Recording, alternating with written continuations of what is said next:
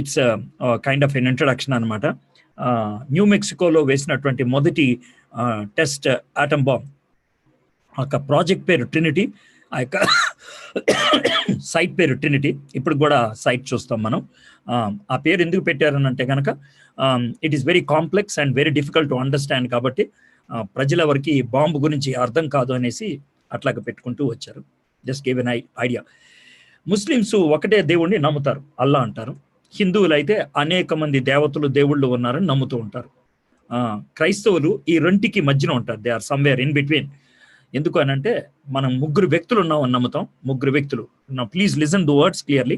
వ్యక్తులు, persons, father, son and holy spirit. But there is only one God. ఒకడే దేవుడు అని చెప్తూ ఉంటారు అనమాట. సో దట్ ఈస్ ట్రినిటీ అనమాట. 3 persons and only one God is difficult to understand completely. ముగ్గురు వ్యక్తులు ఒకే దేవుడు ఎలా అర్థం చేసుకోగలుగుతాం? ముగ్గురు దేవుళ్ళు ఉన్నారు, కానీ ముగ్గురు వ్యక్తులు ఉన్నారు, ఒకే దేవుడు అంటున్నారు. How do you understand this? That is the big question we have అనమాట. దాన్ని మనం అర్థం చేసుకోవడానికి ప్రయత్నం చేద్దాం. ఓకే, ఇప్పుడు ఏ ప్రోడక్ట్ అయినా, ఏదైనా వస్తువు ఉన్నదనుకోండి, చెక్క బల్ల అని ఎందుకంటాం అంటే చెక్క నుంచి వచ్చింది కాబట్టి. చెక్క అనేది రా మెటీరియల్, బల్ల. హ్యూమన్స్ మనం ఒక కాన్సెప్ట్ లాగా తీసుకుంటే, ఒక ప్రోడక్ట్ లాగా తీసుకుంటే, ప్రొడ్యూసర్ దేవుడు తనలో ఏమున్నాయో మనుషుల్లో కూడా అవే ఉంటాయి. దేవుళ్ళలో లేని మనుషుల్లోకి రావు. ఆ విషయం గుర్తుపెట్టుకోండి. అయితే మీలో చిన్న క్వశ్చన్ రావచ్చు, మరి పాపం దేవుళ్ళు లేదు కదా, మనిషిలో ఎందుకు వచ్చిందని. పాపం అనేది మంచి చెయ్యకపోవటం. పాపం అనేది చెయ్యాల్సింది చెయ్యకపోవటం. పాపం అనేది చెయ్యకూడదు చేయటం, అది పాపం. అందుకని అది వచ్చింది.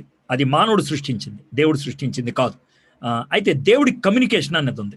ఎందుకంటే త్రిత్వంలో తండ్రి, కుమార, పరిశుద్ధాత్మ మధ్యన మాట్లాడుకోవటం ఉంది. అందుకనే మనం మాట్లాడుకోగలుగుతున్నాం. రెండోది ఆలోచించినట్లయితే మనుషుల్లో ప్రేమ ఉన్నది, కాబట్టి దేవుళ్ళలో కూడా ప్రేమ ఉండాలి. ప్రేమ ఉండాలంటే కనీసం వాళ్ళు ముగ్గురే ఉండాలి. ఒకళ్ళు ప్రేమించేవాళ్ళు, ఒకళ్ళు ప్రేమించబడేవాళ్ళు, మూడోది ప్రేమను అందించేటువంటి వాళ్ళు, లేకపోతే మాధ్యమం, ఎనీథింగ్ మీడియం. అది గులాబ్ అవ్వచ్చు, SMS అవ్వచ్చు, ఏదో ఒకటి, ఒక మాధ్యమం ఉండాలి. సో అది మనం చూస్తున్నాం. For God to be love need to be 3 persons. దేవుడు ప్రేమ అయి ఉండాలంటే ప్రేమ స్వరూపి అని ఉంటుంది, 1 యోహాను 4:8. సో దీంతో మనకు అర్థమవుతుంది దేవుడు త్రిత్వమై ఉండాలని. I'm still building up the case. Okay, దేవుడు సర్వశక్తిమంతుడు అన్నప్పుడు ఆయన ఒక్కడే ఉండాలి. దేవుడు స్వయం సమృద్ధి కలిగిన వాడు, అంటే ఎవరి మీద డిపెండ్ అవ్వకుండా ఉండాలి అని అంటే ముగ్గురై ఉండాలి. ఎందుకంటే అల్లాకి ప్రేమించబడటం అనేది తెలియదు. ఎందుకంటే అల్లాకి మనిషి లేనప్పుడు ప్రేమ లేదు కదా, మనిషి ఉన్నప్పుడు కూడా ప్రేమ రాదు. అందుకని అల్లాకి ప్రేమ లేదు. మన దేవుడు ప్రేమించేవాడు కాబట్టి మనిషిని సృష్టించక మునుపు కూడా ఆయన ప్రేమయ్యే ఉన్నాడు.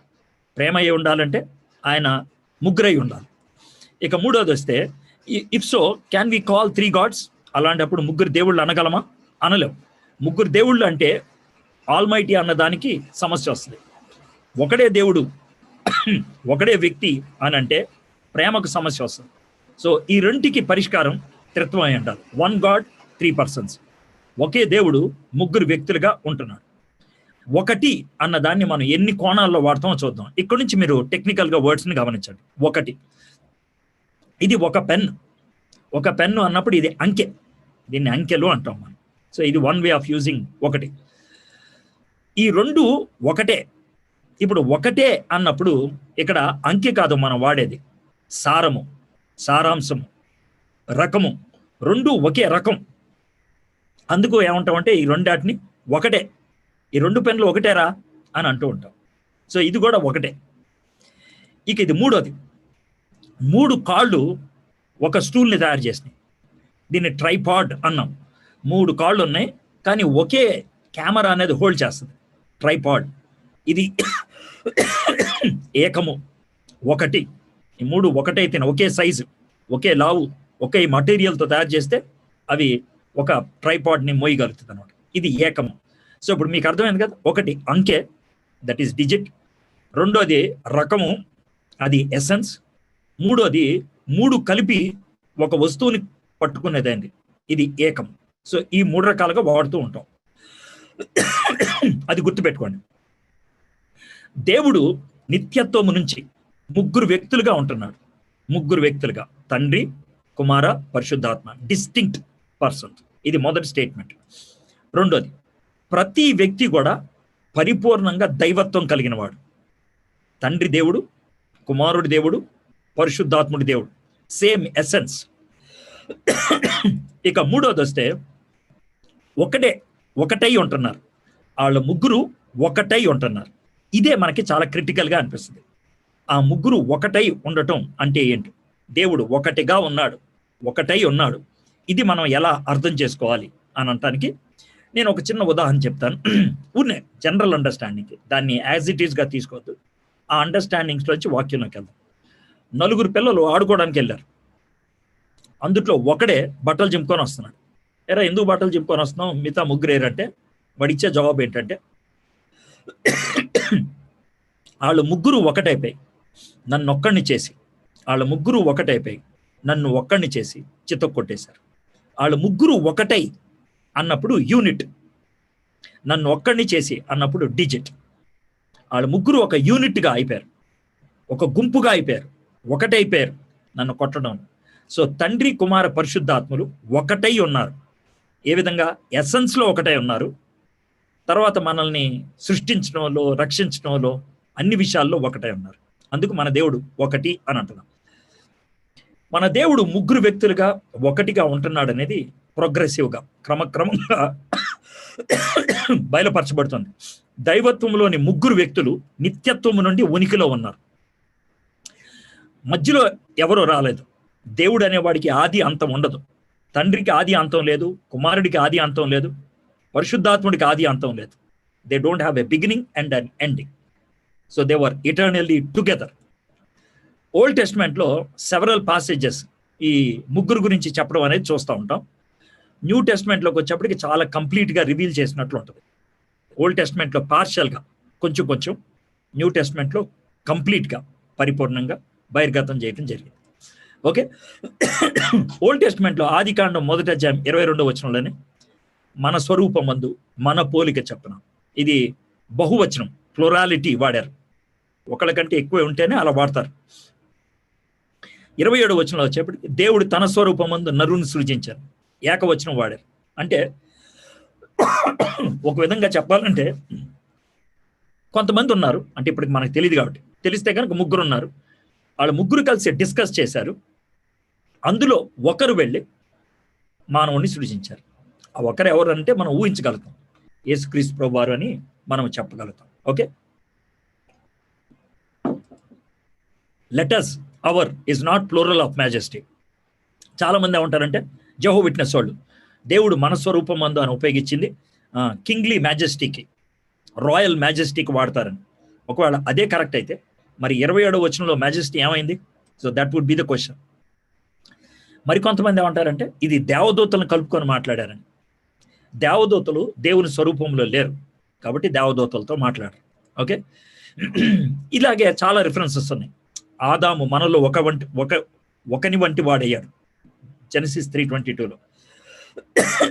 ఇదిగో జనమంతా ఒకటే. ఇప్పుడు ఒకటే అన్నదానికి ఇక్కడ బ్యూటిఫుల్ మీనింగ్ వస్తుంది. 6th verseలో ఉంటుంది. ఒకటే అంటే అందరూ ఒకే రకంగా పాడైపోయారు. మనము దిగిపోయి మనుషులంతా ఒక జాతి అయిపోయారు, ఒకే రకం అయిపోయారు. మనము వెళ్ళి వాళ్ళని గందరగోళం చేద్దాం. ఇది ఆదికాండం 11వ అధ్యాయం 7వ వచనం. ఎవరు వెళ్తారు నా తరపున, ఎవరిని పంపుతాను? ఇది యెషయా 6:8లో ఉన్నటువంటి రిఫరెన్స్. వీటిలన్నిటిలో కూడా మనకి ప్లూరాలిటీ కనబడుతూ ఉన్నది. సరే, ఇప్పుడు this is very key verse. దీని దగ్గర నేను కొంచెం ఎక్కువసేపు కనబడతాను. Hear O Israel, the Lord our God, the Lord is one. మన దేవుడైన యెహోవా అద్వితీయుడగు యెహోవా. తెలుగులో అద్వితీయుడు అని రాశారు, ఇంగ్లీష్లో వన్ అని రాశారు కదా. హిబ్రూ భాషలో అక్కడ ఏకాద్ అనే పదం ఉపయోగించారు. ఏకాద్ అనే పదానికి బహుళత్వపు ఏకవచనం. బహుళత్వపు ఏకవచనం అంటే ద్రాక్ష గుత్తి అని అన్నాం అనుకో. దాంట్లో ఎన్ని ద్రాక్ష పళ్ళు ఉంటాయి? ఒకటే ఉంటుందా? గుత్తి ఒకటే, కానీ పళ్ళు చాలా ఉంటాయి. దాన్ని ఏమంటారంటే బహుళత్వపు ఏకవచనం. It is called composite oneness. ఇంగ్లీష్లో అయితే కాంపోజిట్ వన్నెస్, తెలుగులో అయితే బహుళత్వపు ఏకత్వం. చాలా ఉన్నాయి కానీ ఒకటిగా సంబోధించారు. ఇక్కడ అదే విధంగా ఉపయోగించారు. వన్ అని అన్నప్పుడు అనేక మంది ఉన్నారు, అంటే ఒకటి కంటే ఎక్కువ మంది ఉన్నారు, ఒకటిగా సంబోధిస్తున్నారు. వాళ్ళిద్దరూ ఒకటేరా, వాళ్ళంతా ఒకటే అయిపోయారా అంటే అక్కడ గుంపు ఉంది, కానీ ఈ విషయంలో ఒకటైపోయారు. అక్కడ ఏకాద్ అనే హిబ్రూ పదం ఉపయోగిస్తూ ఉంటారు. ఈ ఏకాద్ అనే పదం ఆదికాండం 2:24లో ఉపయోగించారు. కాబట్టి తన పురుషుడు తన తండ్రిని తన తల్లిని విడిచిపెట్టి తన భార్యను హత్తుకొను, వారు ఏక శరీరం అగుదు. ఏక శరీరం అంటే ఇద్దరు వ్యక్తులు ఉన్నారు, కానీ ఒకటయ్యారు. అంటే లిటరల్గా చెప్పాలంటే ఒక శరీరం వెళ్దాం, రెండు శరీరాలు, వాళ్ళ మనసులు కలిశాయి, వాళ్ళ యొక్క జీవితాలు కలిశాయి. అందుకని వాళ్ళు ఒక ఫ్యామిలీ అని అంటూ ఉంటాం. అక్కడ కూడా ఏకాద్ అనే పదం ఉపయోగించాం. ఫ్యామిలీ అనేది సింగిల్ పదమే, సింగిల్ వర్డే ఫ్యామిలీ, కానీ బహుళ పదం. ఫ్యామిలీలో ఫాదర్ ఉంటారు, మదర్ ఉంటారు, సన్స్ ఉంటారు, డాటర్స్ ఉంటారు, ఆంటీస్ ఉంటారు, అంకుల్స్ ఉంటారు, గ్రాండ్ ఫాదర్, గ్రాండ్ మదర్ ఉంటారు, ఎక్స్టెండెడ్ ఫ్యామిలీ అయితే. But whatever it is, family is a single word, కానీ దాంట్లో చాలా మంది వ్యక్తులు ఉంటారు. So that is the word that is use here, O Israel, the Lord our God, the Lord is one. ఇక ఈ పాత నిబంధనలో కొన్ని వచనాలు, అంటే ఒక వ్యక్తి అంటే తండ్రి కుమారుణ్ణి, లేకపోతే కుమారుడు పరిశుద్ధాత్ముణ్ణి ప్రభువు అని సంబోధించడం. ప్రభువు నా ప్రభువుతో సెలవిచ్చిన వాక్కు అంటే ఒకళ్ళు ఇంకొకళ్ళని ప్రభు అని సంబోధించుకున్నారు. ఆయన వారి తిరుగుబాటు చేసి ఆయన పరిశుద్ధాత్మను దుఃఖంప చేయగా, ఇక్కడ పరిశుద్ధాత్మను దుఃఖపరచడం అనేది దేవుణ్ణి దుఃఖపరచడంతో పోల్చారు. ఇదిగో నాకు ముందుగా మలాకి 3:1 ప్రభువు అని సంబోధించారు. Jesus is addressed as Lord. And ఆ లార్డ్ అని, ఈ లార్డ్ అని ఎవరు అడ్రస్ చేశారు అని అంటే తండ్రి అడ్రస్ చేశాడు. So that's a beautiful thing, we can see that here. జాషువాకి జీసస్ క్రైస్ట్ అపియర్ అయినప్పుడు ఆయన సాగిలి పడ్డాడు, యెహోవా సేనాధిపతిగా నేను వచ్చి ఉన్నాను. సో ప్రభువుకి యెహోవా ఆత్మ నా మీదకు వచ్చి ఉన్నది, దీనులకు సువర్తమానం ప్రకటించుటకు యెహోవా నన్ను అభిషేకించను, నలిగిన హృదయం గల వారిని దృఢపరచుటకును, చెరలోనున్న వారిని విడుదలను, బంధించిన వారికి విముక్తిని ప్రకటించుటకును. So what we see here is the messianic prophecy again. సో యెహోవా ఆత్మ నా మీదకి రావటం, దీనులకు సువర్తమానం ప్రకటించడం, we can clearly see the Trinity in the Old Testament. ఇక న్యూ టెస్ట్మెంట్లోకి వచ్చేప్పటికి జీసస్ క్రైస్ట్ యొక్క పుట్టుకలో పరిశుద్ధాత్మ నీ మీదకు వచ్చాను, సర్వోన్నతిని శక్తి నిన్ను కమ్ముకొను, పుట్టబో శిశువు పరిశుద్ధుడై దేవుని కుమారుడు అనిపించుకోండి. సో ఆయన పుట్టుకలో యేసుక్రీస్తు యొక్క బాప్తిజంలో పైన తండ్రి యొక్క స్వరము, పరిశుద్ధాత్ముడు పావురం వలె రావటం, యేసుక్రీస్తు ప్రభు వారి కింద బాప్తిజం తీసుకోవడం, all three are visible very clearly. Teaching of Jesus క్రైస్ట్లో నేను తండ్రిని వేడుకొందును, మీ వద్ద ఎల్లప్పుడూ నుండుటకై ఆయన వేరొక ఆదరణకర్తను అనగా సత్యస్వరూపి యొక్క ఆత్మను మీకు అనుగ్రహించును. ఇక్కడ తండ్రి అనుగ్రహిస్తాడు అని ఉంది.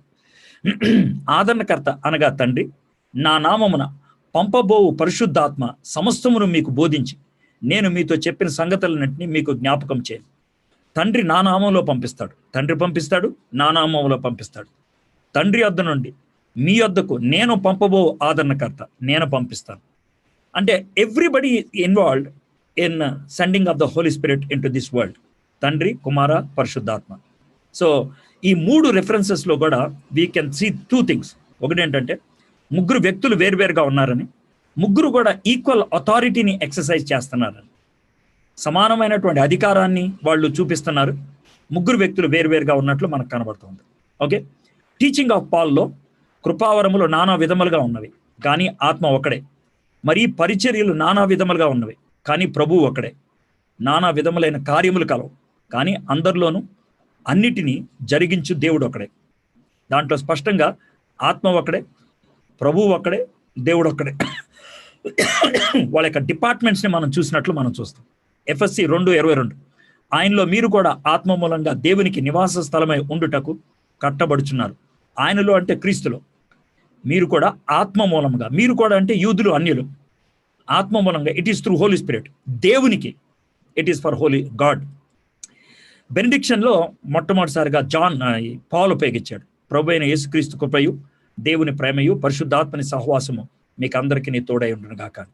ఓకే, ఇది న్యూ టెస్ట్మెంట్ టీచింగ్లో పాల్ది చూసాం. పీటర్ కూడా అంతే, పెంతుకోస్తు దినాన్నే ఈ మాట చూపించాడు. కాగా ఆయన దేవుని కుడిపార్శ్వమునకు హెచ్చింపబడి, ఆయన అంటే యేసుక్రీస్తు, పరిశుద్ధాత్మను గూర్చిన వాగ్దానమును తండ్రి వలన పొంది పరిశుద్ధాత్ముడు తండ్రి. మీరు చూచు వినుచున్న దీనిని కుమ్మరించి ఉన్నాడు. సో అక్కడ ముగ్గురు వ్యక్తులు పెంతుకోస్తు దినాన్నే కనబడుతున్నారు. పేతురు రాసిన పత్రిక మొదటి 2 వచనాల్లో తండ్రి అయిన దేవుని భవిష్యత్ జ్ఞానమును బట్టి we are chosen by the Father. ఆత్మ వల్ల పరిశుద్ధ పొందిన వారై we are sealed by the Holy Spirit. యేసు రక్తం వలన ప్రోక్షింపబడిన వారై, that is we are cleansed by the Holy Spirit. So త్రిత్వ దేవుని యొక్క రక్షణ కార్యం అక్కడ కనబడుతుంది. ప్రియులారా, మీరు విశ్వసించు అతి పరిశుద్ధమైన దాని మీద మిమ్మల్ని మీరు కట్టుకొనుచు పరిశుద్ధాత్మలో ప్రార్థన చేయొచ్చు. We are need to pray in the Holy spirit.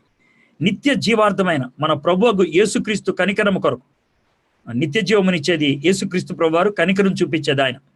దేవుని ప్రేమలో, ప్రేమ అనేది దేవుని నుంచి వస్తుంది, నిలిచినట్లు కాచుకొని ఉండేది. సో ఈ విధంగా మనకి ఎపిసోడ్స్ లో కూడా త్రిత్వం అనేది కనబడుతుంది. ఈ ముగ్గురు ఒకటే అంటానికి బ్యూటిఫుల్ వర్స్ ఎక్కడ కనబడుతుంది అంటే యేసుక్రీస్తు ప్రభువారు ఇచ్చినటువంటి గ్రేట్ కమిషన్. కాబట్టి మీరు వెళ్ళి సమస్త జనులను శిష్యులుగా చేయండి, తండ్రి యొక్కయు కుమారుని యొక్కయు పరిశుద్ధాత్మ యొక్కయు నామములోనికి వారికి బాప్తిస్మం ఇచ్చుచు. సో ఇక్కడ ముగ్గురు వ్యక్తులు ఉన్నారు. There are 3 persons. ఇక్కడ నేమ్ అనేది సింగులర్ గా ఉపయోగించారు. నామములోనికి ఏకవచనం. ముగ్గురు వ్యక్తులను ఉపయోగించి ఏకవచనం ఉపయోగిస్తే it's a wrong grammar, poor grammar. వ్యాకరణము సరైనది కాదు. కానీ ఇక్కడ థియాలజీ చాలా గొప్పది. ఎందుకనంటే ముగ్గురు డిస్టింక్ట్ పర్సన్స్ ఉన్నారు, ముగ్గురు వేరు వేరు వ్యక్తులు ఉన్నారు. తండ్రి వేరు, కుమారుడు వేరు, పరిశుద్ధాత్ముడు వేరు. కానీ ఒకే అధికారం ఉన్నది, ఒకే గవర్నమెంట్ ఉంది, ఒకే రూల్ ఉన్నది. So that is called one name. Okay, so father is not son, తండ్రి కుమారుడు కాదు. Son is not Holy Spirit, కుమారుడు పరిశుద్ధాత్మ కాదు.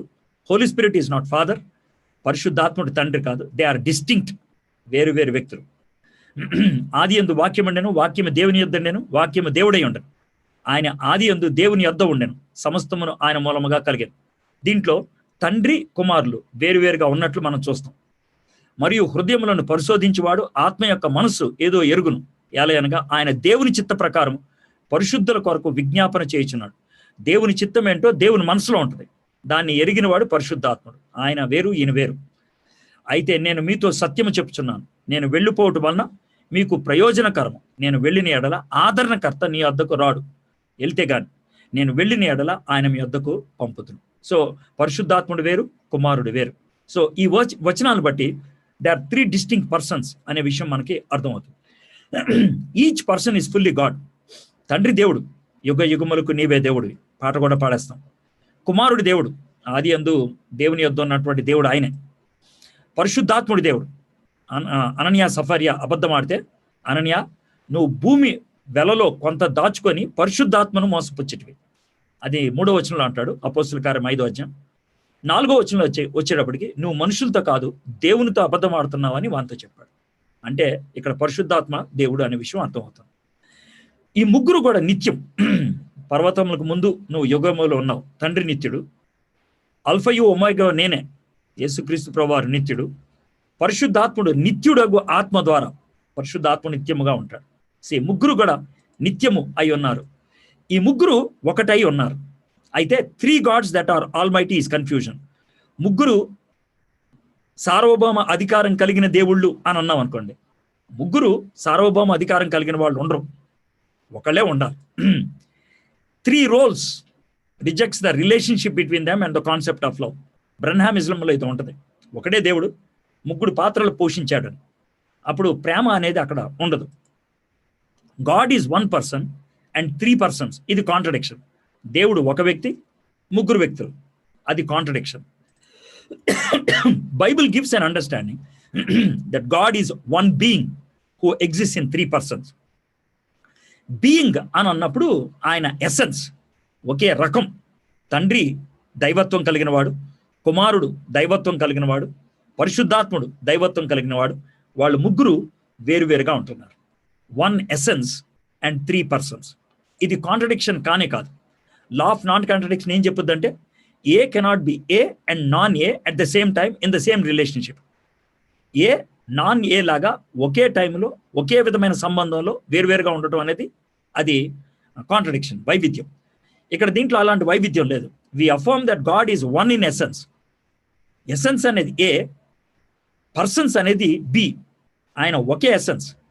తండ్రి ఒకవేళ కోకోకోలా అనుకుంటే, కుమారుడు కోకోకోలా, 3 కోకోకోలా, పరిశుద్ధాత్ముడు, అది వన్ ఎసెన్స్.